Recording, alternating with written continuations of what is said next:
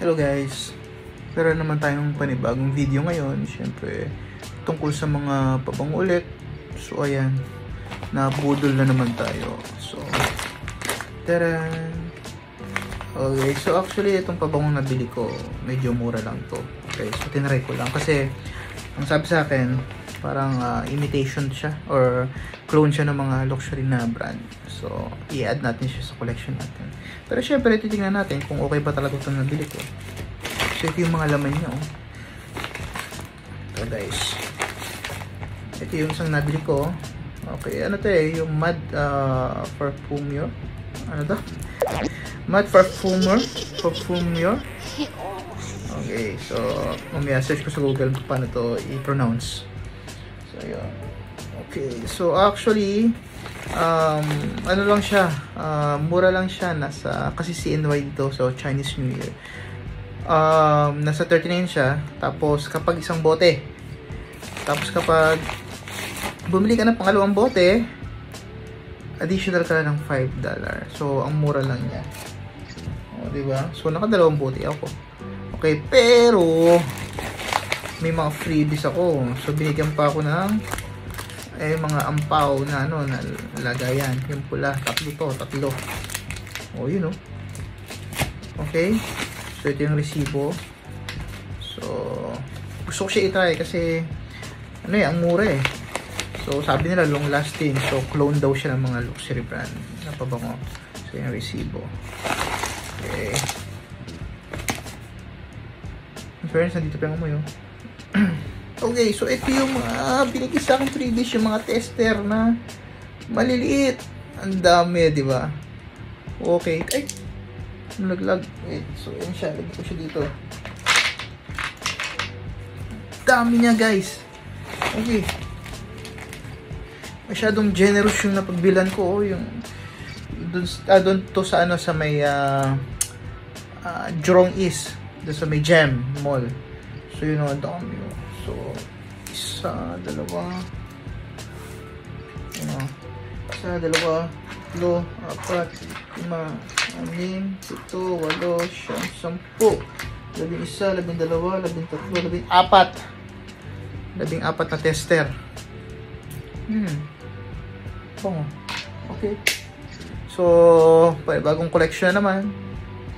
Okay, so i-unbox natin. Okay, tingnan natin kung mabango. Okay. So, ito. Unbox na natin itong isa. Ayan. Oh, Mad for Men. Okay, for Men selection. Di ba? Okay. Buksan natin itong isa. Sana, sabi nila itong isang nakuha ko, ang code niya is 150 MWL-W150.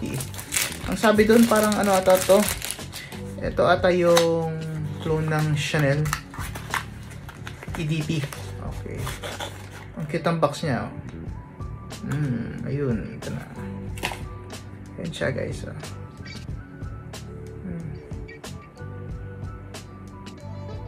Okay, so try nga natin.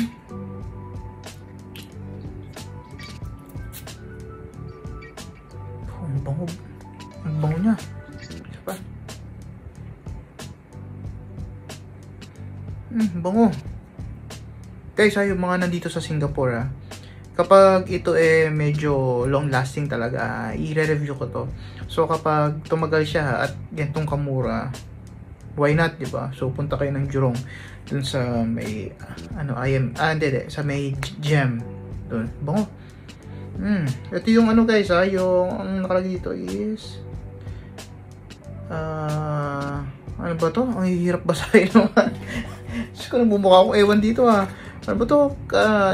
Mamaya ilalagay ko dun sa ano ito, ipa-flash ko sa screen kung ano to, yung spelling niya. Ayun nagiging bobo ko sa ano pronunciation Ayun. Okay, so try naman natin itong isa. Try natin ito isa. Yeah.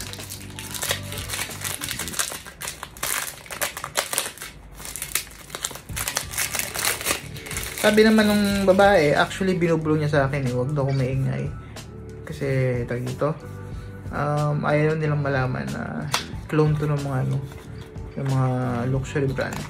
Yung amoy niya, yung parang ginaya. So yun, ito naman daw, itong 160 code is kaamoy daw siya ng YSL, yung EVP. So yun, ayan siya. Diba? Ito naman is woody scent ang nakalagay dito.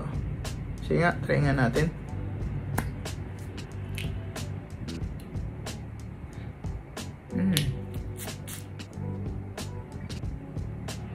Oh, ang bango.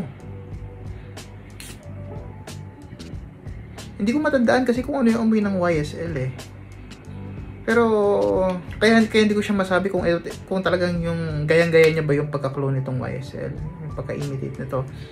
So, try ko ulit amoyin sa pag nagpunta ako sa mga pabanguhan dito. So, amoyin ko ulit. Then, tingnan natin kung talagang kaamoy niya to. So, yun. Actually guys, mabango. Pero syempre, hindi ko pa mararecommend hanggat hindi ko pa siya na-try sa sarili ko. Kung long lasting ba siya talaga. So, kung long lasting, balikan natin. I-review ulit natin. So, yun sino yung gusto ng mga tester guys? So, ang dami ayan. Nalaman kasi nung mga doon na nagkukulik ako ng pabango. Nalaman ng mga Titan 6 ready. So, yun. Binigyan nila ako ng marami. So, yun guys. Gusto nyo ba madagdagan? So, comment lang kayo guys kung anong gusto nyong pabango ko. Kung ano yung gusto nyong pabango na i-unbox natin. Okay? See you soon.